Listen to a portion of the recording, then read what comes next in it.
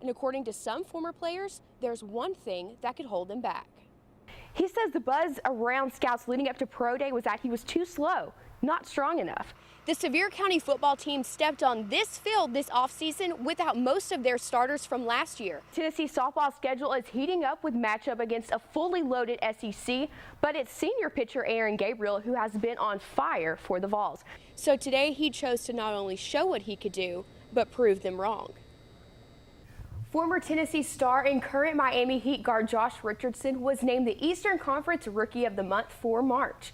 Now check out these stats. Richardson was second among Eastern Conference rookies, averaging 12 points per game. Head coach John Webb isn't looking at last year's success for this year's team. People think I'm slow, so I'm going to show them tomorrow. I ain't slow. Former Vols safety Brian Randolph didn't hold back when asked about his own expectations going into Tennessee's Pro Day. Be on the 40, I'm going to burn it. Randolph blazed past the stopwatches and recorded a 4.4 in the 40. That was the highest of the day and would have tied for 5th among defensive backs at this year's NFL Combine. But those weren't the numbers he was hearing from league scouts prior to Pro Day. They got the numbers from, but it was a bunch of nonsense to be exact. But what numbers were you hearing? 4.7. I was like, oh, I never ran 4.7 in 5th grade. I don't know how I'm going to do it now. Yeah, so I'm glad I got to prove that wrong. Randolph's 40 time not only caught the eyes of scouts from the 27 NFL teams represented, but even his former teammate. He's a freak, man. I mean, he impressed some people out here with the 40.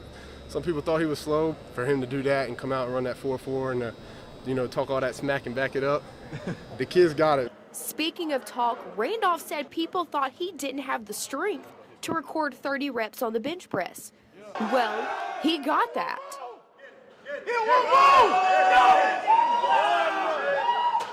+1. His 31 reps at 225 pounds would have ranked first among DBs at the Combine, 10 more than anyone in his position. God bless me with the strength of Samson. I mean, that's all I can say. That's all I'm cut my hair no more. And maybe those who doubted Randolph's strength and speed won't doubt him anymore after his Pro Day performance. He's just hoping he'll hear his name called come draft day. That'd be a great blessing for me. That's what I'm praying for. I can't explain how I feel if I get there. ESPN's preseason football power index has the Vols winning the SEC East by a landslide. Now, many are wondering whether or not the Vols can live up to those expectations. And according to some former players, there's one thing that could hold them back. The only thing that can hold them back is themselves. Because we got a whole lot of talent. We got great coaches. If they trust and believe in it, we're going to go far. And current Tennessee safety Todd Kelly Jr. thinks the secondary can do that. As strong as we want to be, I feel like it can be one of our strengths. A lot of people saw it as a weakness coming into this season, but after today, I'm sure people can realize that we can be as good as we want to be. As long as they believe in themselves, that's all that matters. Because when you step on that field, if you're confident, it shows in your play. They prepared themselves for this moment, and I believe they're ready. Tennessee fans might be ready too, but they'll have to wait about 4 more months until Butch Jones and his team take the field in August for fall camp. From Neyland Stadium, Channing Murphy, WBIR 10 Sports. Well, I said it's great to be a Tennessee Vol. When he's in an area, the people just kind of lose their minds. And they might have a reason to. I'm going to stay at the University of Tennessee. Tennessee fans were cheering long before Peyton Manning's announcement to stay for his senior season. But not everyone knew his impact would be so large, including his coach. You never really know until they get there and actually start practicing. After the time, you started realizing, this guy's really, really special. That specialty wasn't just realized on the football field, but also in the School of Communication Studies, where Manning received his degree. So we use him in this program as kind of like someone to hold up to the students and say to try to hit this mark, because you're capable of doing that. That's one of the things that Peyton really believed, is that people can be leaders. People like Manning. He led the Vols to a 1997 SEC championship victory and racked up countless collegiate quarterback records.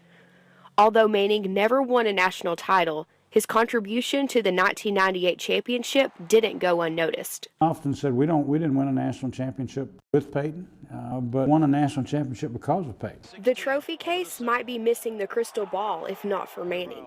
But the university might be missing even more. There'd be a big hole. I don't know who or what could have filled that hole. Without number 16, there would be no Peyton Manning classroom in the communications building, and no Peyton Manning room in the Anderson Training Center. Each of these places signifies one thing: Manning's loyalty even 18 years after graduation. He's been a loyal alum of the university, but mostly just the way he carries himself, the stature that he's achieved, just like the stature that Coach Summit achieved or that Andy Holt achieved.